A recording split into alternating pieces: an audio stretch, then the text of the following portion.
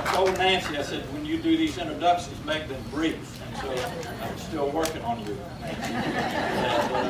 First of all, thank you all for being here today. What an exciting day this is for the Eastern Shore Rural Health and also for the Eastern Shore of Virginia. And just to sit here and listen to the words of our public servants and civil leaders.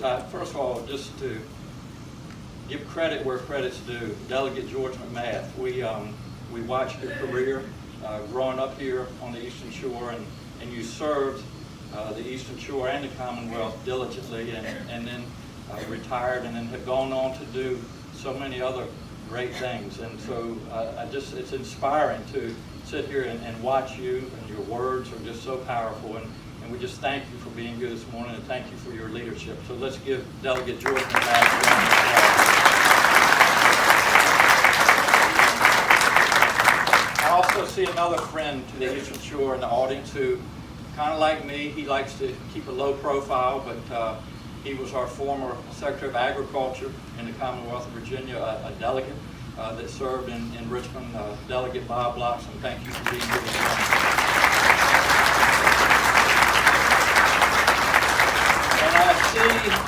And I see so many other elected officials, and I thank you for being here this morning. Linwood Lewis, it is great to see you. I appreciate the service that you offer to our Commonwealth, and just been so proud to have you lead us. And all the other elected officials, I appreciate what you all do. And I remind people, and I don't know if you all sense this in today's world, if you will, but it's not the easiest time to be an elected official, a public servant, but I really think it's the most important time. And so for all of those of you that have stepped up to the plate and will continue to do so, I thank you so much for your service to your communities and to this great Commonwealth. I also want to reiterate some of what you've already been told, but when we look at projects like this, the groundbreaking of this community center, it takes a team, it takes a village. You've heard that saying before, and there are so many of you in here, to include the board and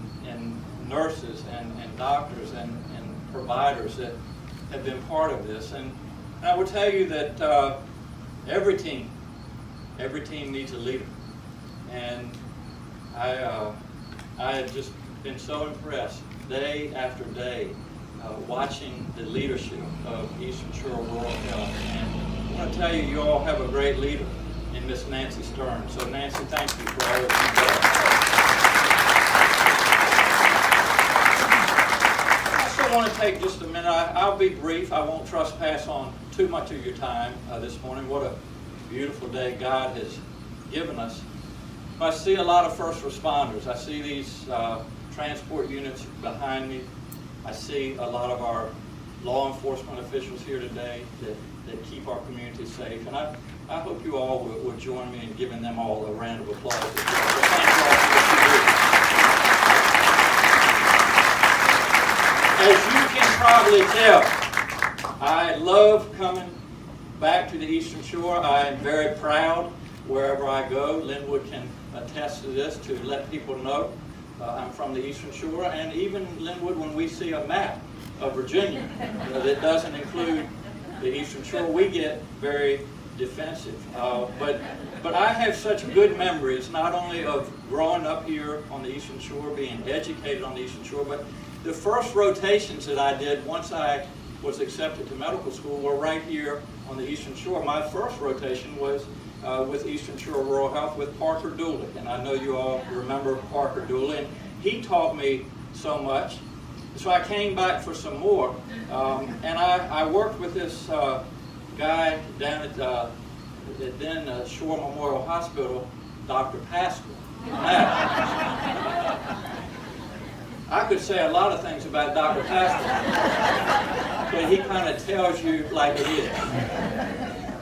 But you know, I saw several cases just in my month's time working down at the hospital in Nassawadox, and I never will forget, there was a little toddler that ended up in an irrigation pond, unfortunately here on the Eastern Shore, and was brought down to the emergency room unconscious.